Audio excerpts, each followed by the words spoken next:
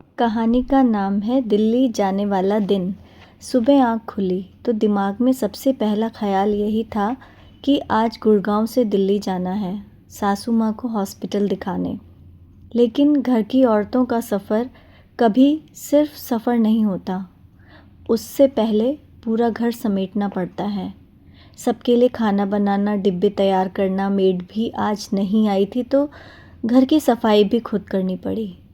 घड़ी लगातार भाग रही थी और मैं उसके पीछे। जैसे तैसे घर समेटकर निकली तो लगा अब शायद राहत मिलेगी, लेकिन गुड़गांव की एक रेड लाइट ने पूरे 30 मिनट्स रोक कर रखा। फिर मेट्रो आंखों के सामने से निकल गई। अगली मेट्रो पकड़ने के लिए भागना पड़ा।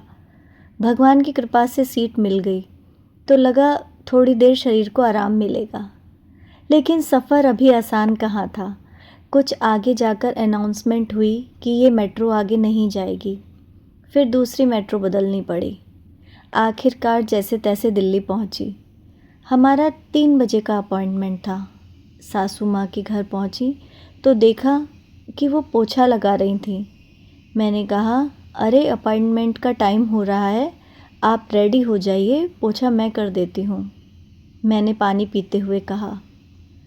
सासू माँ ने कहा, नहीं तुम खाना बना लो, मैं पोछा लगा देती हूँ।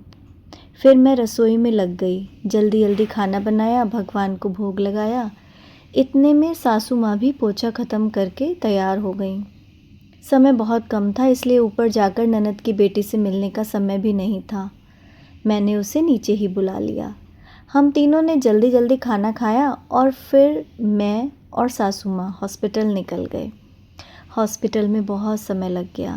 थकान अब शरीर से ज़्यादा चेहरे पर दिखने लगी थी। वापसी में हम टैक्सी से घर आए। ननद की दोनों बेटियां भी नीचे आ गईं। मैंने उन्हें सारी दवाइयाँ समझाई कि कौन सी दवा कब लेनी है। फिर सबने साथ बैठकर चाय पी। अब मुझे वापस गुड़गांव लौटना था। मन में बस यही चल रहा था कि घर पहुंचते पहुंचते फिर रात हो जाएगी, फिर खाना बनाना पड़ेगा। तभी मेरी बहन का फ़ोन आया। उसने कहा, मैंने तुम्हारे लिए डिनर पैक करवा दिया है, साथ ले जाना, तुम थक जाओगे। उस पर लगा कि कोई है जो बिना बोले भी मेरी थकान समझ लेता है। मैं मेट्रो में बैठी ही थी कि सामने एक बूढ़ी आंटी दिखी। उम्र काफ़ी थी, लेकिन चेहरे पर अजीब सी चमक थी। कभी वो साथ वाली लड़की की बुक्स देख रही थी, कभी किसी बच्चे को प्यार से बैठानी थी, कभी हाथ में खाना लिए खड़ी लड़की को अपनी सीट ऑफ़र कर देती और फिर अपने बैग से सॉक्स निकालकर बेचने की कोशिश करने लगी। लेकिन वो सिर्फ सॉक्स नहीं बेच रही थी, वो ज़िंदगी का अनुभव बांट रही थी। मैंने उनसे पूछा कि वो कितने साल की हैं। उन्होंने बताया कि वो 70 साल की हैं। फिर जैसे अचानक वो अपनी बातें हमसे कहना चाह रही हों। उन्होंने पता नहीं क्या सोचा, लेकिन उन्होंने मुस्कुराकर खुद ही कहा, अपना काम है, कैसी शर्म। इंसान कमाने के लिए कहाँ कहाँ नहीं जाता। फिर धीरे से बोली, कमा कर खाती हूँ, मेहनत से कमाया पैसा सफल होता है। भगवान हाथ पैर चलाता रहे, वही बहुत है। जब बैठ जाओ ना, तब पता चलता है कि कौन सेवा करेगा। इसलिए अपने हाथ पैर चलाती रहती हूँ। उनकी बातें सुनकर मैं कुछ देर चुप रह गई। पूरा दिन आंखों के सामने घूमने लगा। सुबह की भाग दौड़, ट्रैफिक, मेट्रो बदलना, हॉस्पिटल की चिंता, घर की जिम्मेदारियाँ और फिर ये आंटी।